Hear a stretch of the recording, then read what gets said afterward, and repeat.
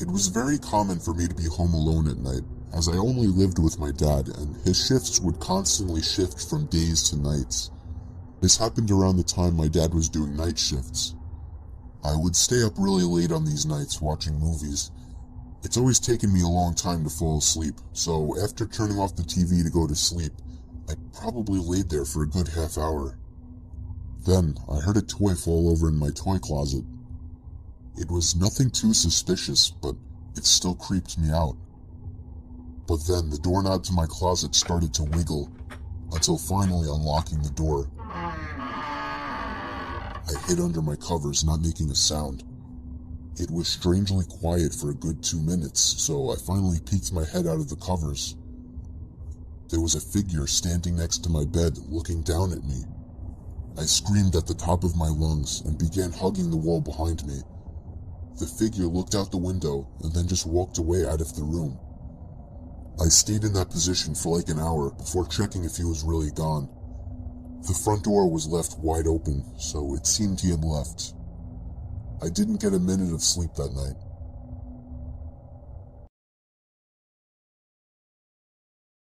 This story is from the point of view of a 16-year-old girl. I used to have a boy living next door to me that was obsessed with me. His name was Joey. Every time I would go outside, Joey would come outside as well, as if he were watching me through his windows, waiting for me. He was 17 and very weird, and he didn't seem to have any friends, as he was always home. I tried to give every sign possible that I didn't like this guy, but he wouldn't get the message. So I had to finally just tell him one day that I don't like him and to leave me alone.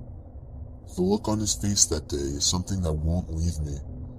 It was the kind of angry look a toddler gives their parents when they can't have a toy.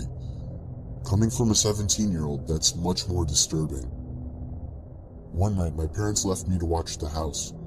I was working on a school project when I felt my bed shift a little bit. I looked under my bed. I screamed as I saw Joey laying under my bed. I ran away while he tried to crawl out from under my bed. I ran to his house and rang the bell at least 10 times, telling his parents about it when they opened the door. Joey never came out of my house, so I called the police. His parents begged me not to, but I ignored them. The police found him still in my room and arrested him. Apparently, he admitted this wasn't the first time he had hid under my bed. They also found pictures of me scattered across his room. The most disturbing one was of me sleeping, and it was taken from inside my room.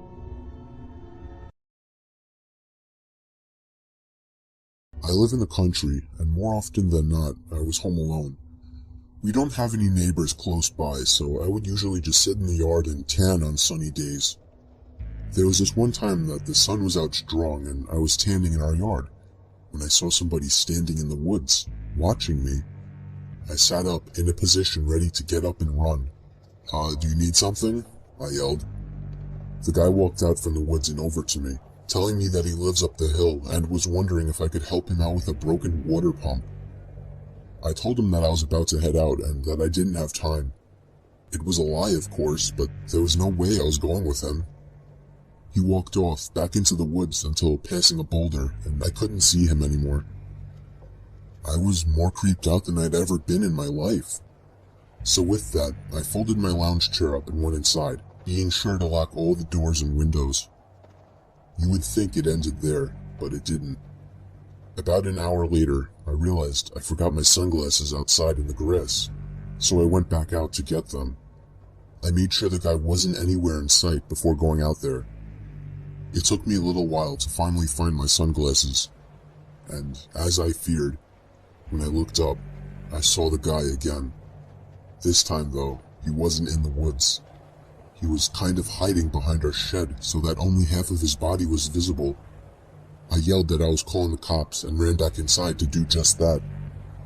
The cops came and took down my description of the guy. Fortunately, I've never seen him since.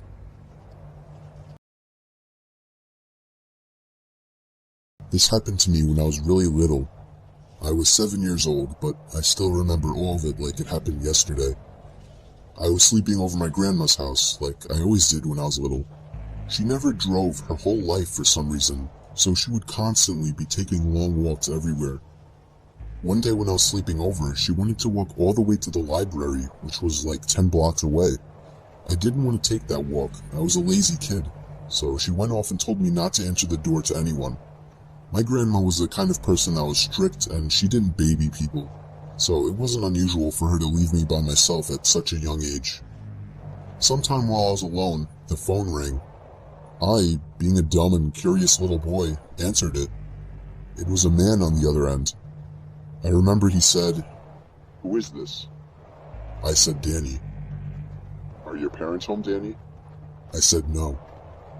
"So you're home alone right now, Danny?" I said, "Yes." "Where are you at right now, Danny? Do you know the address?" Somewhere in Queens," I told him. "Alright, Danny, bye-bye now." He hung up. I don't even remember thinking twice about it, but the story didn't end there, unfortunately. I'd say almost an hour later, a knock came at the door. I remembered what my grandma said, so I remained on the couch. "I see you on the couch, Danny." My little heart sank. I noticed him through the window. He was on the porch, staring at me. He was a very creepy-looking man, all gray, ugly, and a fat beer gut. I told him to go away. "I got some candy in my truck. Come on out, Danny." I ran to the guest bedroom that I slept in and locked the door. Moments later, I heard the back door being fiddled with, followed by banging and thumping as he tried to break down the door. By some miracle, I heard the loud voice of my grandmother as she yelled at him to get the hell out of the yard and that she's calling the cops. I watched through the window as the guy took off in his ratty pickup truck as my grandma tried to get the plate number. Unfortunately, she didn't remember it, but she still reported him and his vehicle to the cops. My mom never trusted my grandma to watch me again after that, but I still know that if she had arrived even 10 minutes later, God only knows what would have happened to me.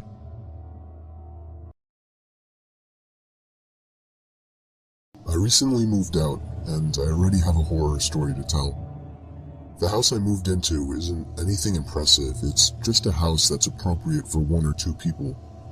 But I'd say right away, I started hearing weird sounds coming from inside the walls.